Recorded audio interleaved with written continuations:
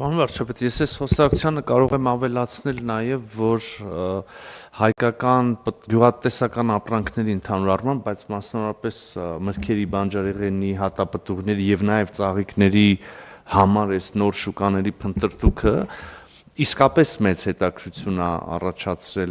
բազմաթիվ տեղերում, կարող եմ Եվրոպական միության շուկան նշել, կարող եմ Կենտրոնական Ասիան նշել եւ արաբական երկրներ, ասենք օրինակ Իրաքը եւ նաեւ անմիջական հարևանները, Թուրքիան օրինակ նաեւ իր ողջ այդ բաներով գործող սահմանափակումներով հանդերձ որոշ դեպքերում, ինչպես պարոն Պապյանը նշեց, արդեն այսպես փորձնական եւ գուցե նաեւ հետագայի պոտենցիալով առաքումներ արվում են, արտանում արվում է, որոշ դեպքերում առաջիկա օրերին շաբաթներին կտեսնենք, չեմ կարող թաքցնել եւ իմաստել չունի առանձին ուղղություններով, քանի որ նոր են այդ շուկաները եւ կոնտակտները, լոգիստիկ խնդիրներ են առաջանում, բայց այդ ամբողջը նայում ենք, կառավարում ենք, փորձում ենք օգնել նաեւ բիզնեսներին եւ բիզնեսների ծանոթացնել։ Ես էլ եմ կարծում, որ այս բանով մարտահրավերով հանդերձ, որը կարծես թե լուրջ ճգնաժամի չվերածվեց, արդեն թվերն են այդ մասին վկայում, մեր համար շատ մեծ հնարավորություններ ստեղծեցին եւ մեծ հաշվով տեղի ունենում այն, ինչ որ մենք երկար ժամանակ խոսում ենք եւ պլանավորում ենք, դա բազմազանեցումն է հայկական արտադրանքի, ուրեմն այդ արտահանման սպառման շուկաների եւ ես ուզում եմ ուղղակի փոքր լավատեսություն հաղորդել այս process-ին, կարծում եմ, որ լոգիստիկ, անծանոթության պայմանավորված զանազան խոչընդոտներ արագ հաղթահարվելու են եւ մենք ունենալու ենք ավելի լավ արդյունք, քան նախկինում կար։ Շատ լավ։ Խնդրեմ, պարոն Պապյան։ Շնորհակալություն, պարոն վարչապետ։ Ես նաև լրացնեմ ձեզ, պարոն Միրզոյանին, աշխարհագրություն այո, շատ լայն է, Իրաքից, Արաբական Միացյալ Էմիրություններից մինչև Լեհաստան, Թուրքիա, Չեխիա, Ուկրաինա կամ եթե մյուս կողմից գանք միջինասիական երկրներից մինչև արևմտյան երկրներ, այսինքն բավականին լայն մի քանի տասնյակ երկրի մասին է, ես հիմա չեմ էլ կարող դա թվարկել, որովհետև շատ լայն է աշխարհագրությունը եւ նաեւ այո, եւ պետք է սա էլ ընդունենք, որ այն ամենավատատեսական կամ վատատեսական սցենարները, որոնք որ ի սկզբանե նաև մտածում ենք, դրանք չկան եւ ըստ էության մենք բավականին մեծ հաջողությամբ արտահանումներ կատարում ենք, պետք է շարունակենք աշխատել նաև հիմա գործընկերների հետ, էկոնոմիկայի եւ արտաքին գործերի նախարարության աշխատակիցները բիզնեսի հետ այս օրերին Բելգիայում եւ Նիդերլանդներում են, ուղիղ հանդիպումներ են ունենում տարբեր կազմակերպությունների հետ, այսպես փորձում ենք հերթով երկիր կազմակերպություն գնանք։ Շատ լավ, խնդրեմ, պարոն Գրիգոր։ Շնորհակալություն, պարոն վարչապետ, բայց ելի պիտի շարունակենք միջոցառումները ու շատ ինտենսիվ, որովհետև ամեն ինչ որ ասվեց բացարձակ ճշմարտություն է, բայց կա մի գաբարիտ, որը արտադրվում է Հայաստանում, եւ այդ գաբարիտը հնարավոր չի արագ փոքրացնել կամ մեծացնել, եւ այդ գաբարիտը հնարավոր չի արագ մի լոգիստիկ սցենարից դնել մեկ այլի վրա։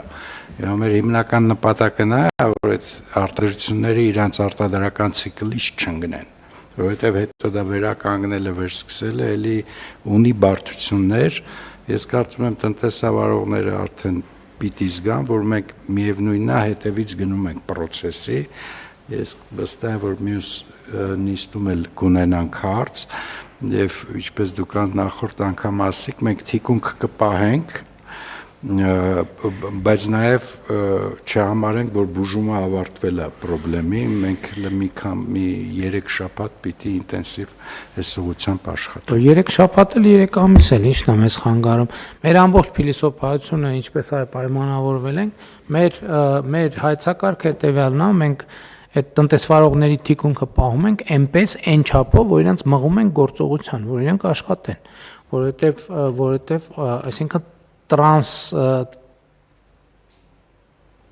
տրանսֆորմացիոն մի շրջան ենք ապահովում, որպեսզի իրանք հանգիստ կարողանան նայել աշխարհին, տեսնել են հնարավորությունները, գնալ, բանակցել եւ ասենք լրացուցիչ լարվածության մեջ չլինեն, որ վարկի մարման ժամկետն եկավ, ինչ են կանելու, տոկոսի մարման ժամկետն եկավ, ինչ են կանելու, եւ սա նորմալ process է եւ պետքա շարունակենք աշխատել։ Այո, ես ուզում եմ նաև արձանագրել, որ ելի նախորդող շրջանի մեր փորձերը, մասնավորապես կոവിഡ്ի համավարակի ընթացքում մեր ձեռք բերած փորձը, այն ժամանակ ստեղծած մեխանիզմները այսօր մենք նորից վերագործարկում ենք, որովհետև շատ լավ է, որ մենք տարբեր իրավիճակներում իմիջիայլոց նաև պատերազմի շրջանում, նաև այլ իրավիճակներում մենք պատրաստի բանաձևեր ворթեգրած ունենք եւ այդ բանաձևերը ըստ իրավիճակի հանում ենք եւ որոշում ենք։ Այսինքն մենք այսօր երկար այս որոշումները հիմա ես ինչքան հետևում են, մենք քննարկում ենք գաղափարը առաջանում կամ խնդիրը առաջանում, մենք 2-3 արդեն հաջորդ կառավարության նիստում մենք արդեն ունենք որոշում եւ դրանից մի քանի օր հետո արդեն այդ որոշումը սկսում է իրական կյանքում աշխատել եւ ես ուզում եմ գոհունակությամբ նշել, որ կառավարությունը շատ արագ է արձագանքում, շատ արագ է աշխատում, այսինքն մենք ամեն ազդակին միանգամից այդ ամեն ազդակը շենքում եւ մյուս շենքերում process-ներ է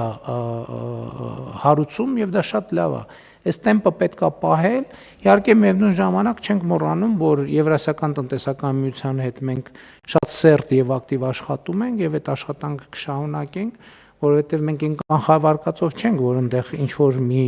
անշրջելի բան է տեղի ունեցել եւ մենք հիմա պետքա այսպես ասած այն ուղղությամբ չնայենք, ոչ շատ ակտիվ աշխատելու ենք եւ համոզված եմ, որ լուծումներ կլինեն,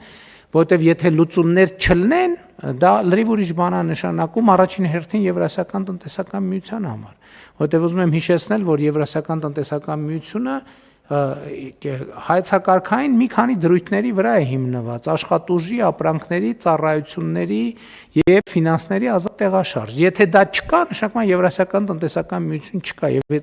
Եվրասիական տնտեսական միությունը հարցին պետք է հստակ պատասխան ինքը կա թե չկա։ Մենք ասում ենք, որ ինքը կա եւ մենք այդ թվում որպես մասնակից պետություն համարում ենք, որ ինչ որ մի թյուրիմացություն է տեղի ունեցել եւ տպավորություն է ստեղծվել, որ չկա Եվրասիական, բայց եթե Եվրասիական տնտեսական միությունը կասի, գիտեք ինչ, ես չկամ այլևս, դե որ իրանք չկան, մենք ինչ կարանք անենք։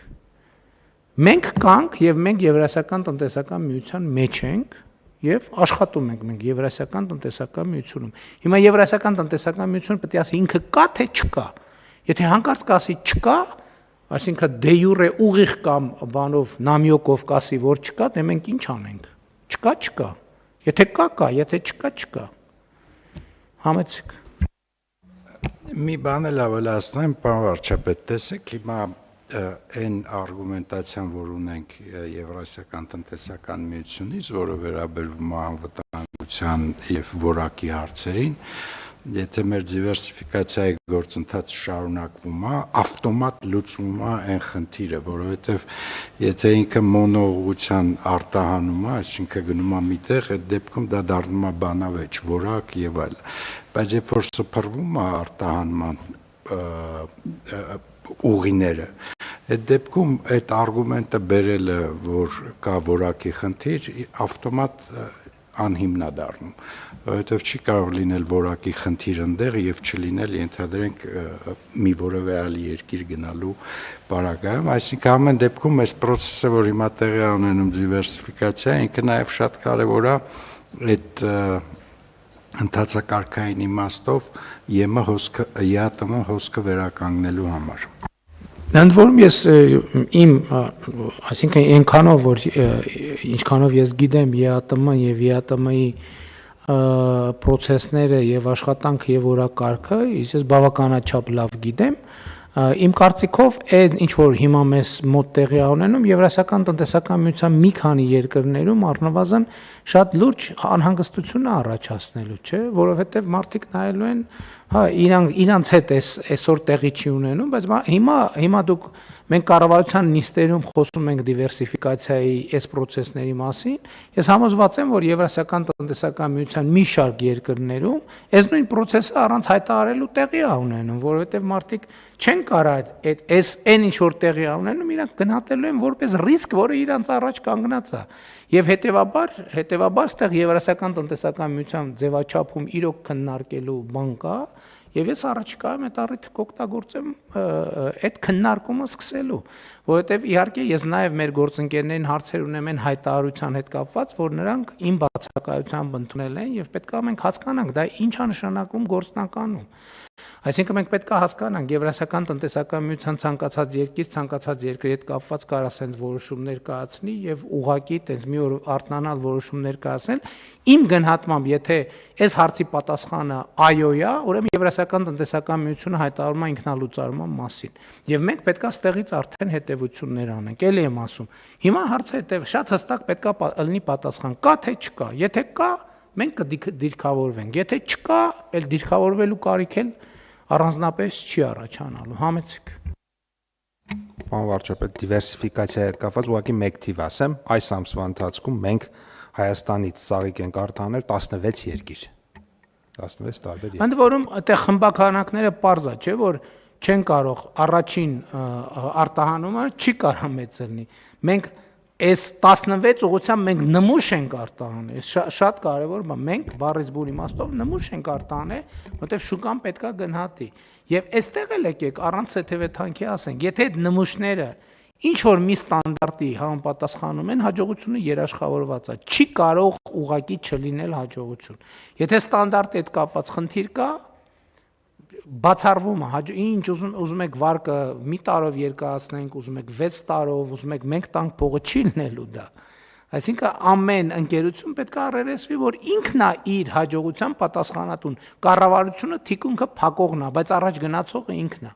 Համեցեք։ Պարոն վարչապետ, այդ 16-ից 6-ը մենք 100,000 եւ ավել ենք արտահանել, այնտեղ մի քանիսն էլ կա 50-70,000, այսինքն մեկը նմուշ է, որովհետեւ 100,000 ենք արտահայտնել, մենք ուզում ենք որ 100 միլիոն արտահանենք։ Այդ 100,000-ը ի՞նչ թիվ է, որովհետեւ մենք այս բանի ինտենսիվ այգիների, ջերմոցների աջակցության ծրագրերը որ անում ենք, մենք այդտեղ մեր ամբիցիաները միլիոններով, միլիարդներով է, այդ 50,000-ը մեզ ոչ մի բան չի ասում։ Ընդ որում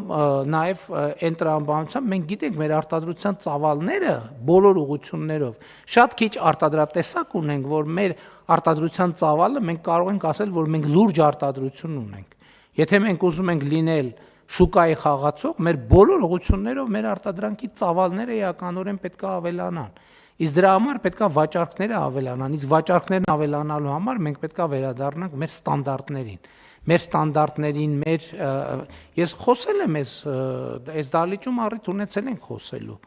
Չի ըլնելու եւ 8 տարի է ես գոնե անձամբ դրա դեմ պայքարում եմ, բայց ամեն անգամ այլ փաստարկներով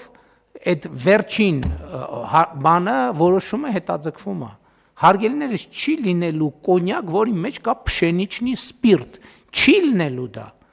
չպիտի լինի, ընդ որում ես այս խնդիրը դրել եմ 2018 թվականից, 2018 թվականից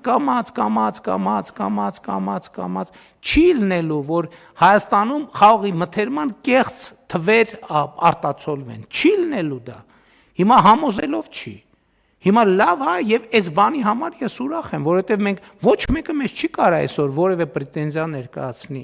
Մենք 8 տարի ասել ենք, լսեք, մի օր գալու է այդ ժամը։ Մի օր գալու է այդ ժամը։ Ինչ պատճառով, ինչ հանգամանքներում մենք չգիտենք, բայց այդ ժամը գալու է։ Գնացեք փոխեք, գնացեք լրջացեք։ Եվ պետք է այդ բոլոր արտադրությունները, լսեք, երկրի նաեւ երկրի ստանդարտի եւ բանի հարցը հեղինակության հարցը, հասկանում եք հեղինակության հարցը, ոնց ենք մենք այդ ամեն ինչը թույլ տալիս, իներցիայով թույլ ենք տալիս, բայց մի X պահի պետք է դա վերջ կանգնի, եւ դա արգելակում այդ թվում խաղողագործության նորմալ զարգացում, մենք չենք կարողանում գնահատել լավ, խաղողի ինչ ծավալներ պետք է լինեն, բանի կոնյակի տեխնիկական սորտեր ինչքան, գինու սորտ ինչքան, բանի սեղանի սորտ ինչքան, եւ ինչ այլոց այսօր մենք մեր տեխնոլոգիաներով մենք պետք է արդեն արբանյակային եւ օթային լուսանկարման տեխնոլոգիաներով գնահատենք մեր այգիների իրական ծավալները, խաղող կլինի, ծիրան կլինի, մեկ կլինի, մյուս կլինի, որպեսզի բան այդպես իրավիճակներում էլ չլինենք։ Մենք Եվրասիական տնտեսական միությունում էլ ենք անհարմար վիճակների մեջ հայտնվել ենք։ Երբ որ մենք ասենք օրինակ կատնամթերքի հետ կապված խնդրեմ ենք ունենում եւ գիտենք բոլորս, որ օբյեկտիվ է այդ խնդրեմը։ Բայց որ մենք գնանք այդ խնդրի լուծման, կասեն վայ, չեն բան են անում, խոչընդոտում են բիզնեսին։ Դա բիզնես չի, ժողովուրդ ջան։ Պետք է ի վերջո լրջանալ։ Եվ այս տեմպով մենք պետք է շարունակենք աշխատել եւ առիթ օգտագործել, որպեսզի աշխարհը ավելի լայն տեսնենք եւ Եվրասիական տնտեսական միությունում է, ինչպես ասացի, մենք հարցերին կանդրադառնանք։ Բայց քանի որ տնտեսական թեմա ենք քննարկում, հարգելի գործընկերներ, ուզում եմ արձանագրել նաեւ, որ մենք վերջին 3 ամիսներին ունեցել ենք շարունակվել է Հայաստանում աշխատատեղերի աճը Եվ 2026 թվականի մայիսին մենք ունենք բոլոր ժամանակների պատմական առավելագույն գրանցված աշխատատեղերը, մայիսին արձանագրվել է 823584, նախորդ ցուցանիշը, երկրորդ ցուցանիշը արձանագրվել է 822662 2025 թվականի դեկտեմբերին, սովորաբար դեկտեմբերին պիկեր են լինում Բայց նաև որ մայիսին այսպիսի մենք աճ ունենք, դա էլ շատ լավ եւ շատ կարեւոր ինդիկատոր է։ Նկատի ունեմ մեր տնտեսությունը իր աճի տեմպը շարունակում է, իհարկե ինչ որ ազդեցություններ կլինեն, բայց ուրախությամբ արձանագրում եմ, որ այդ թվում միջազգային կառույցները Հայաստանի տնտեսական աճի կանխատեսումները ավելացրել են Եվ դա կապված է այն խոշոր ներդրումային ծրագրերի հետ, որ այսօր Հայաստանի Հանրապետությունում իրականացվում է եւ պլանավորվում է իրականացնել։ Այս ամեն ինչը, ինչպես նախկինում ասել ենք, աշխատանքային իրավիճակը եւ ընդհանրապես այս ամեն ինչին մենք պետք է վերաբերվենք որպես աշխատանքային օրակարգ, աշխատանքային առօրյա խնդիրներ, որը մենք պետք է լուծենք։ Եթե այս կարգի խնդիրներ եւ դրանց լուծելու անհրաժեշտություն չլինի, կառավարության անհրաժեշտություն էլ չի լինի։ Ամեն ինչը հետեւաբար կառավարությունը հենց դրա համար է նախատեսված, որ այս բոլոր հարցերը արձանագրի, արձագանքի եւ լուծումներ տա։ Հարցը դրվում է քվեարկության, ովքեր են դեմ որոշման ընդունմանը, հիշեցնեմ խոսքը 37-րդ հարցի մասին էր, դեմ չկա, որոշումը ընդունված է։ Քննարկում ենք հարց համար 34-ը Իջևան համայնքում UEFA ստանդարտներով ֆուտբոլի մարզադաշտի կառուցման նախագծան